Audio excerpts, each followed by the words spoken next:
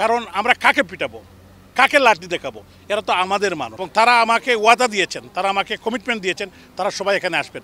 রাস্তায় যেন কোনো হকার না বসতে পারে, আইনের তরফ থেকে যেন জরিমানা করা হয়। এই হকারদের নিয়েই বারবার কথা হচ্ছিল, তখন কিন্তু আপনারা আমার রেকর্ড দেখবেন।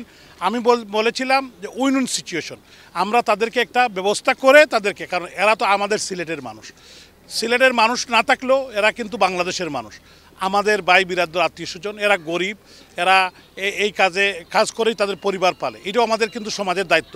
আমি সিলেট সিটি কর্পোরেশন মেয়র হওয়ার পরে আমি আমাদের হকার যারা ভাই, আসলে আমি হকার বলতে চাই না, ক্ষুদ্র ব্যবসায়ী যারা, যদিও তারা রাস্তায় বসে, এখানে মানুষের অনেকটা অসুবিধা হয়, অন্যান্য মানুষ কমপ্লেন করেন রাস্তাঘাট ব্লক হয়ে যায়, এই কারণেই হয়তো আমাদের সবার কমপ্লেন।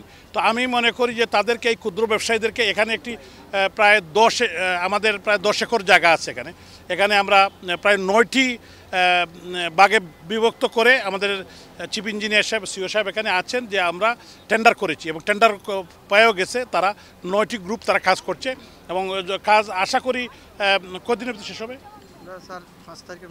5 তারিখের ভিতরে আমরা হস্তান্তর করব। এবং এখানে আমাদের ডান দিকে বাম দিকে যারা আছেন ক্ষুদ্র ব্যবসায়ীরা এই শহরের, তারা এখানে আছেন এবং তারা আমাকে ওয়াদা দিয়েছেন, তারা আমাকে কমিটমেন্ট দিয়েছেন, তারা সবাই এখানে আসবেন। এবং তাদেরকে আমি বলেছি যে তাদের জন্য আমি সর্বাত্মক সহযোগিতা করে যাব এবং আমার যা যা করা দরকার, কারণ আমরা এই সমাজের প্রত্যেকটি অংশকে আমরা দেখতে চাই।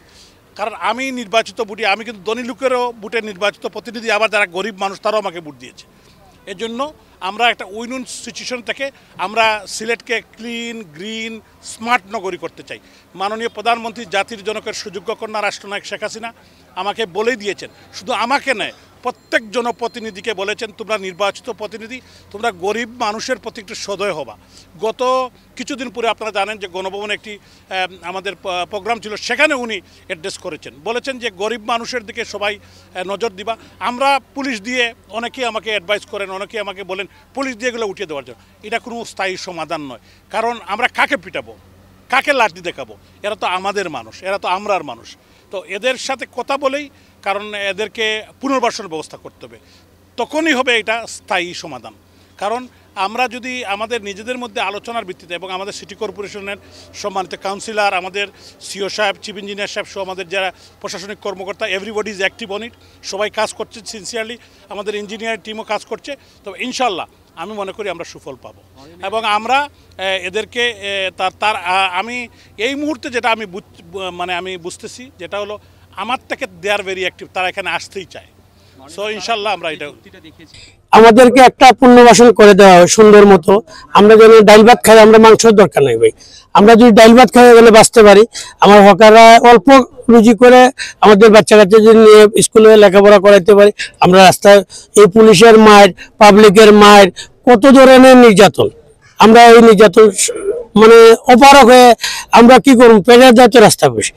আমরা যদি এই পুনর্বাসনটা, আমাদের মেয়র সাহেব যে আশ্বাস দিয়েছেন, আমরা জানি যে উনি যা বলেন তা করেন, আর ওনার আশ্বাসেই আমরা এখানে আসছি।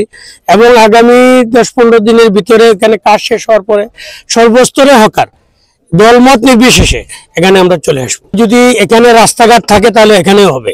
এখানে রাস্তাঘাট নাই, লোক আসতে পারে না, বিদায় হয় না। লোক না আসলে কই থেকে হবে? এখানে মেয়র সাহেব রাস্তা করে দিচ্ছেন এবং সিটির রাস্তাটা যদি আমাদেরকে 24 ক্লিয়ার রাখে দেয়। আমাদের তো বাজারটা হয় বিকালে, যেমন রাত্রে 10টা-11টা গরিব মানুষ যেগুলো রিক্সা চালায় শেষ করে আসে বাজার করে, আমাদের রাত 12টা, 12:30 পর্যন্ত মার্কেট। আমাদের এই যে সিটি মার্কেটটা যদি ওপেন করে দেওয়া হয় রাত 12টা, 1টা পর্যন্ত, আমাদের এখানে অবশ্যই লোক আসবে।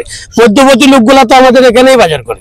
আমরা 71 জন মাঠে কাজ করব, রাস্তায় কাজ করব, যেন কোনো হকার না বসতে পারে। এবং আমরা মেয়র সাহেবের কাছে দাবি থাকবে, পুলিশ প্রশাসনের কাছে দাবি থাকবে, আমরা ভিতরে ঢোকার পরে কোনো প্রশাসনে যেন রাস্তায় কোনো দোকানদারকে না বসাইতে পারে। আমাদের এই দাবি থাকবে সর্বপ্রথম মেয়র সাহেবের কাছে এবং সিটি কমিশনার সাহেবের কাছে।